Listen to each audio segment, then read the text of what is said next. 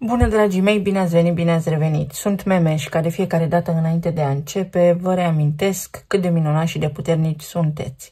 Vin astăzi alături de voi pentru a vedea cum stăm cu energia în zilele ce vor urma. De asemenea, vin alături de voi pentru a mai împărtăși informații care poate vă sunt utile. Luați exact ceea ce rezonează cu voi și ceea ce simțiți că vă ajută. Și nu în ultimul rând, vă mulțumesc tuturor celor care urmăriți cu interes aceste emisiuni, pentru că le fac pentru a împărtăși informația pe care eu o înțeleg. Iar dacă informația este utilă, te rog tare mult să nu uiți să te abonezi sau să apreciezi acest clip. Cele ce vor urma, energia va fluctua foarte mult, pentru că se întâmplă extrem de multe lucruri în întreaga lume. Și, așa cum am spus acum ceva timp, oamenii mă întreabă bine când va mai fi. Depinde la care bine ne raportăm. Dacă ne raportăm la liniștea de acum 20 de ani, nu cred că o vom mai găsi. Însă acea liniște ne-a ținut în conștiință joasă, ne-a ținut adormiți și inconștienți. Oamenii încep să se trezească puțin câte puțin. Important este să ajungeți în locurile potrivite când vine vorba despre această trezire, pentru că s-a împânzit internetul de informații care și acestea sunt alterate. Înainte să vin alături de voi, am încercat să înțeleg cuvântul divertisment, o diversiune a minții. În engleză este entertainment. Intru în taina minții. Intru în taina minții pentru a o reprograma. Spectacolele, distracțiile, tot ceea ce te ține departe de așa zisele probleme nu sunt altceva decât o diversiune, o distragere de la ceea ce ar trebui să faci tu cu adevărat. Și dacă vrei să-ți fie bine în această viață, este vital pentru tine și toți descendenții tăi direcți să începi să te educi și să descoperi adevărul, să cauți literatură de specialitate și să îți antrenezi mintea pentru a vedea tiparele. Să nu uităm că trecem printr-o perioadă de tranziție și că întreaga lume se resetează acum în timp ce eu vorbesc, iar acest moment a fost marcat în acest an, când Neptun a intrat în Berbec, când Saturn a intrat în Berbec, când Pluton a intrat în Vărsător și Uranus în Gemeni. Știu că pentru unii dintre voi aceste informații poate nu au sens, însă nu le las aici la voia întâmplării și nu le las aici fără să fie un motiv obiectiv în spate. Le las aici tocmai pentru a te ajuta să înțelegi lumea din care faci parte. Taxele, scumpirile, conflictele și tot ceea ce vezi în jurul tău implementează o nouă ordine mondială. Mintea va încerca să-ți fie păcălită și vom avea parte cel mai probabil de un gust dulce-amar sau dulce-acrișor. Parcă lucrurile vor părea că se îmbunătățesc la un moment dat, nu acum. Însă nu este așa. Va fi tot o iluzie. Așadar, discernământul tău va fi cheia pentru modul în care îți așterni de acum înainte traiul. Și dacă nu o faci pentru tine, gândește-te la copiii tăi. Acum ceva ani v-am spus protejați-vă copiii și nu de mult am auzit despre scandalurile acelea cu abuzuri asupra copiilor. Știți voi de care. Și dacă nu pentru copii, pentru nepoți. Pentru că abia atunci lumea va începe să semene cu ceva mai bun. Abia nepoții noștri poate se vor bucura de ceea ce noi acum doar gândim. Să gândim bine, să gândim optimist și realist. Îl avem pe Saturn în Berbec pentru următorii 3 ani și este vital pentru fiecare dintre noi acum să-și construiască un rost. Nu sunt vremuri pentru a pierde timpul, căci Saturn, asta înseamnă timp. Timp pentru tine să îți reconstruiești viața sub o formă mai stabilă, mai coerentă. Există un rost și un sens în toate. Berbecul, Saturn și Neptun în Berbec. Saturn în Berbec, de-a lungul istoriei, a simbolizat sau a deschis ușa pentru multe lucruri. Cel mai aproape de noi este perioada 1996, 1998, 99, pentru că Saturn are un tranzit de 29 de ani, până ce se întoarce în același semn. Neptun este spiritualitatea, iar berbecul un început, un fel de nou contract spiritual pe care acum Saturn îl clădește. Practic, cum îți așterni acum, așa vei dormi. Noi, ca și putere colectivă, vom șlefui acest viitor de care foarte mulți dintre noi în acest moment ne temem. Sunt lucruri foarte importante, veți găsi multe informații pe internet, știu că voi veniți poate aici pentru tarot, pentru dragoste, pentru iubire, însă să știți că și dragostea și iubirea și căsătoria și toate acelea sunt programe sociale plantate în conștiința oamenilor, pentru că nu au nicio legătură, de fapt, cu vibrația înaltă și cu modalitatea în care ar trebui să interacționăm între noi. Cu Pluton în Vărsător, oricum foarte multe căsnicii, cupluri și relații posibil să se destrame pentru că sunt construite pe o fundație greșită. Și atunci Vărsătorul va cere egalitate, independență, curaj și pasiune. Curajul cuiva poate ieși acum la suprafață. Curajul tău va fi important. Berbecul simbolizează capul, tot ceea ce ține de cap. Însă aici vedem și o inimă, pentru că, într-adevăr, creierul este în reciprocitate sau în strânsă legătură cu inima. Și inima are neuroni, și inima are creier. Și v-am mai spus acum ceva timp aceste informații. Semne mutabile. În semne mutabile în acest moment îl avem pe Uranus, dar îl avem și pe Marte, iar Marte a fost catalistul acestei, să spunem, implementări de schimbare. Marte în Fecioară aduce o pistă curată, aduce o foaie albă, o pânză Canva pe care tu să te apuci să pictezi ceea ce îți imaginezi. Avem nodul nord în Pești în acest moment, iar asta înseamnă drumul nostru, direcția noastră la nivel de conștiință colectivă. Noi toți deodată vom avea acces la informații, ce facem cu ele. Noi toți deodată vom fi în același loc în același timp. Noi toți deodată vom trăi povești la Indigo. Noi toți deodată vom trece prin aceleași provocări, cu alt nume sau alt prenume. Cum le vom gestiona? Cât de flexibili vom fi? Fermi, dar nu rezistenți la schimbare, pentru că asta ne va afecta. Pe de altă parte, poate fi vorba aici despre o îndoială. O persoană care se îndoiește, o persoană care nu are suficient de mult curaj și ezită într-o anume acțiune. Casa a șaptea, care are legătură cu parteneriatele de tot felul, clienți, căsnicie, parteneri de viață, cel mai bun prieten sau afacerile. Și aici vorbim despre niște schimbări care pot apărea sau ar trebui să ai curaj să faci niște schimbări, pentru că, așa cum am spus, pentru următoarele 2 decenii de acum înainte va fi vital pentru tine și nu numai. Până la nepoții tăi se va simți efectul. Asta în cazul în care ai copii mici acum. Să spunem 30-40 de ani de acum înainte, se vor tot resimți aceste efecte ale căror cauze le trăim în acest moment prezent. Și curajul, un act de curaj. Avem soarele în Leu, avem Mercur în retrogradare în Leu. Ar cam trebui să închei niște lucruri. În luna august vom avea o lună plină în Vărsător. În Vărsător în acest moment este Pluton. Iar Pluton este regenerarea și transformarea de la zero și este o transformare nenegociabilă, ireversibilă, adică lucrurile se vor schimba și fără voia noastră. Dacă noi nu intervenim, ele se schimbă predefinit de la sine.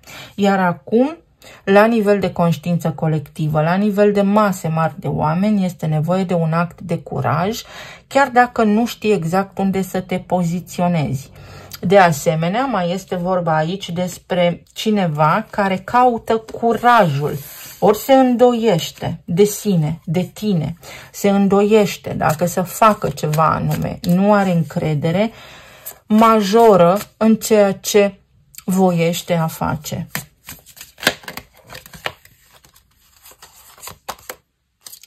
Cinci de monede, o teamă de eșec. Pajul de bâte, o teamă să inițieze ceva. 8 de spade.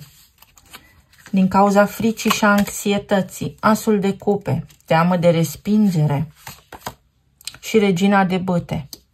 Există pentru voi aici o persoană care se teme de respingerea voastră. Poate nu toți aveți parte de așa ceva sau în același fel, în aceeași modalitate. Dar există în preajma voastră o persoană care are o puternică teamă de respingere sau poate voi sunteți aceștia și nu aveți curajul să vă avântați într-un început sau să inițiați ceva.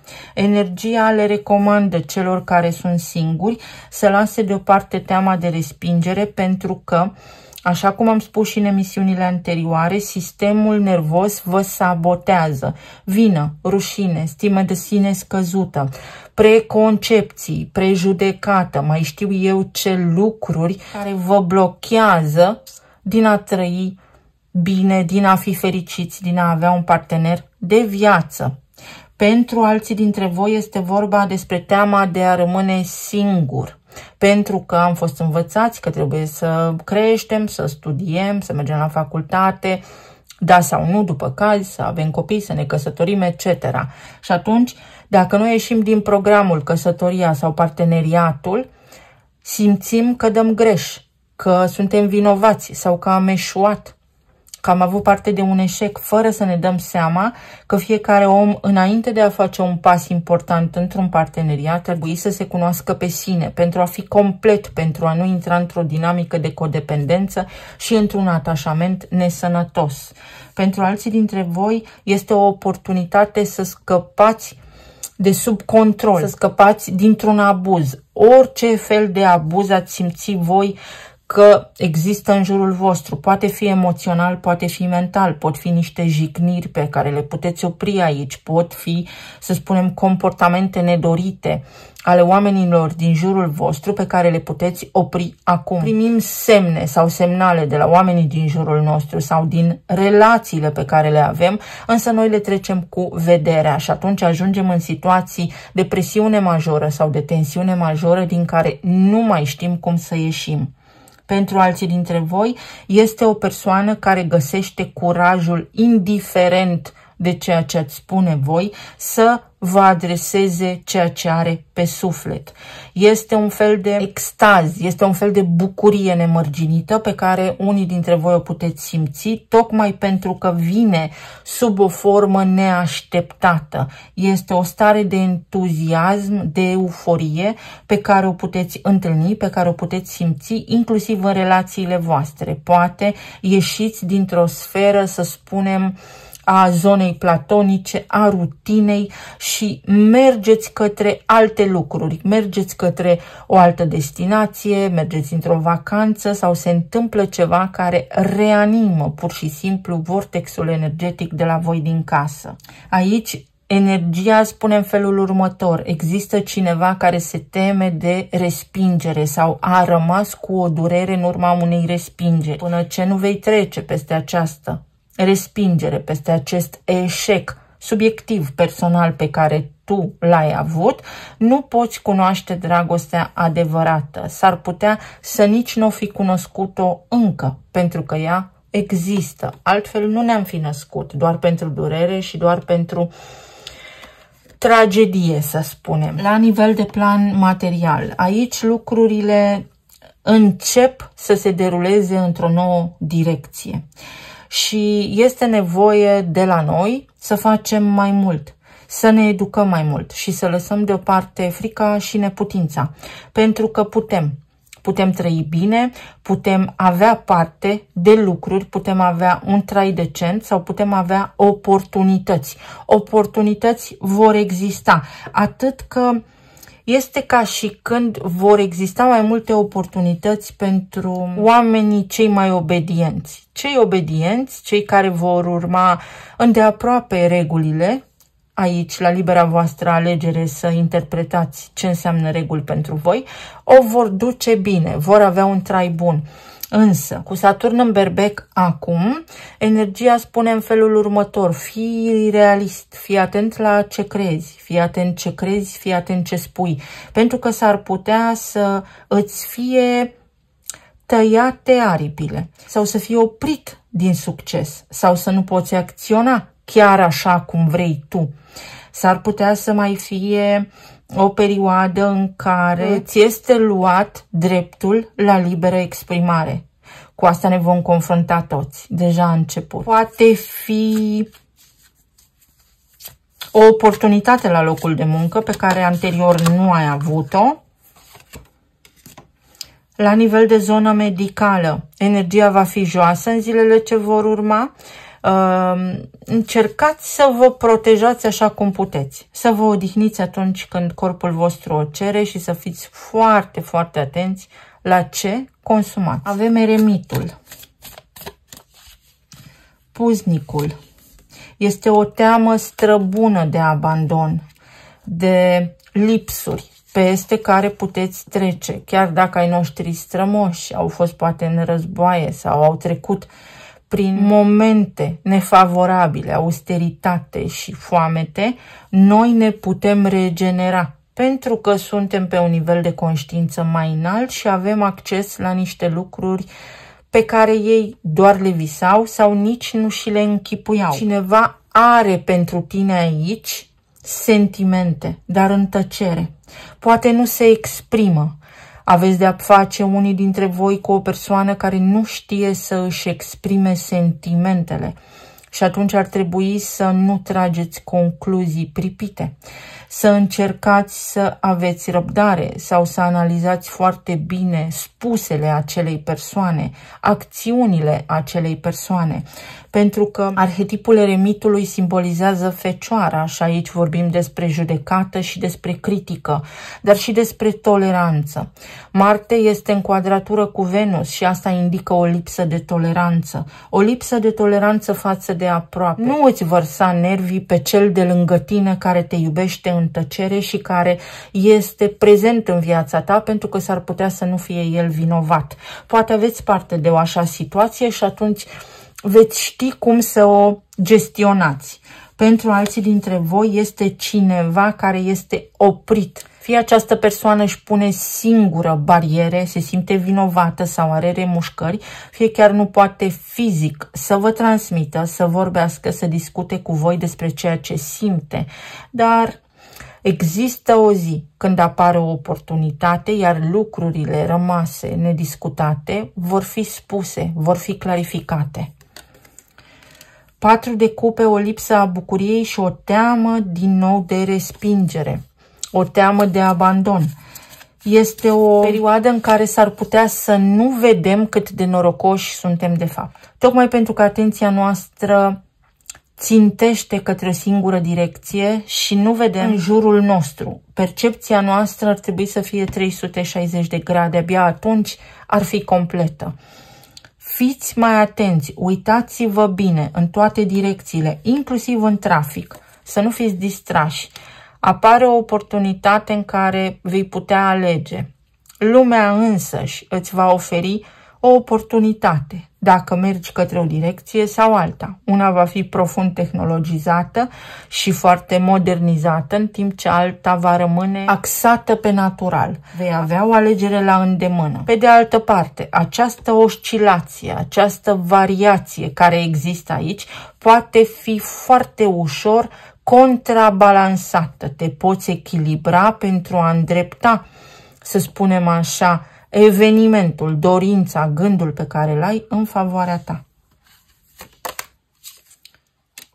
Și cavalerul de spade, s-au auzit și niște chicotel de copil, asta înseamnă ceva imaturitate, nu trage o concluzie pripită, poate fi și o veste neașteptată, așa cum am spus, care vine înspre tine subit. Un eveniment subit. Sau un eveniment poate fi de mică criză, poate fi și mare criză, depinde de situație, în care să fii vigilent și să dai dovadă de management al crizei. Poți rezolva o situație printr-un foarte bun management al crizei, printr-o gestionare a celor întâmplate cu calm și cu toleranță. Asta este ceea ce ne indică în acest moment energia și mai luăm o carte. Poate fi, să spunem, un weekend sau o perioadă în care de la liniște vei avea deodată foarte multe lucruri de făcut sau ceea ce ți-ai imaginat nu este tot una cu ceea ce este. Soarele. Viață. Mândrie și prejudecată poate fi pentru unii dintre voi, să vă confruntați cu așa ceva și toleranța va fi cheia, înțelegerea va duce către armonie, iar pentru alții dintre voi va fi viață și vitalitate. Un deznodământ favorabil, o veste bună, atunci când nu te așteptai, o surpriză, o vizită pe care o primești, de asemenea poate fi o călătorie surpriză, o călătorie de ultim moment, o răsturnare de situație și Milky Way, numărul 20.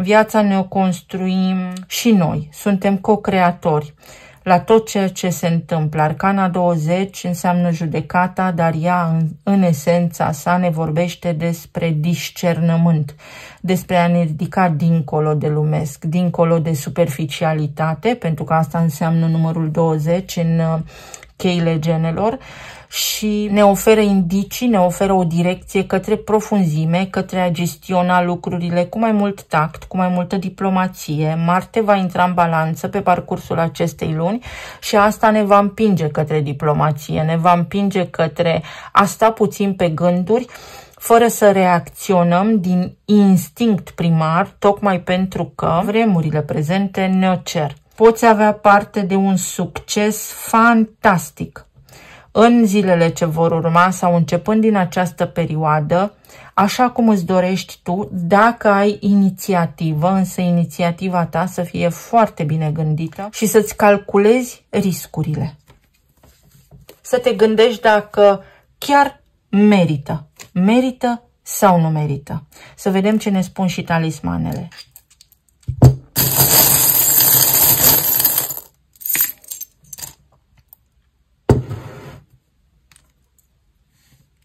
Merită sau nu merită să avansezi? Iar aici avem un talisman care ne spune în același fel, cu aceleași obiceiuri, nu poți obține o viață nouă. Fără informații noi, nu vei ști mai multe în viitor. Deci ai un prilej extraordinar de bun să faci niște achiziții mentale, să obții acces la informații sau să îți îmbunătățești viața. O stare de eliberare, ceva ce te încălzește, atenție la căldură, atenție la deshidratare, la febră pentru unii dintre voi, iar pentru alții dintre voi o situație se dezgheață. Vei vedea că nu mai este în jurul tău mediul atât de rigid. Exact cum am spus, merită sau nu. Este un fel de test, un fel de probă. În fața ta, în perioada ce urmează, la nivel subtil, energetic, merită sau nu? Pentru că trebuie să știi exact ce alegi, să fii conștient. O situație care se transformă. Un prieten bun te ajută într-o situație, într-un moment de criză, într-o situație de cumpănă. Poți depăși ușor o situație de cumpănă. Vei putea pleca la drum sau vei putea iniția ceva.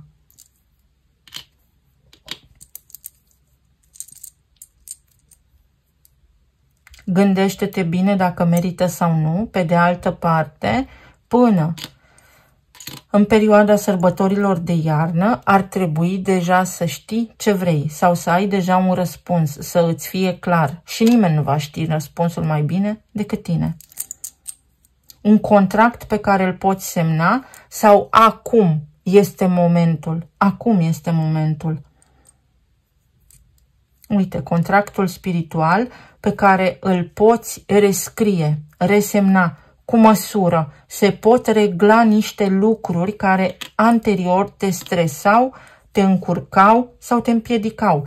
Focul sacru, și mă întorc la ceea ce am spus în deschidere, la entertainment, să intru în minte, în focul sacru al minții. Tein înseamnă și foc sacru sau mai înseamnă și electric, la nivel de sistem nervos, să te reglezi la nivel de sistem nervos, pentru că stresul te împiedică din a face lucruri și din a obține ceea ce îți dorești.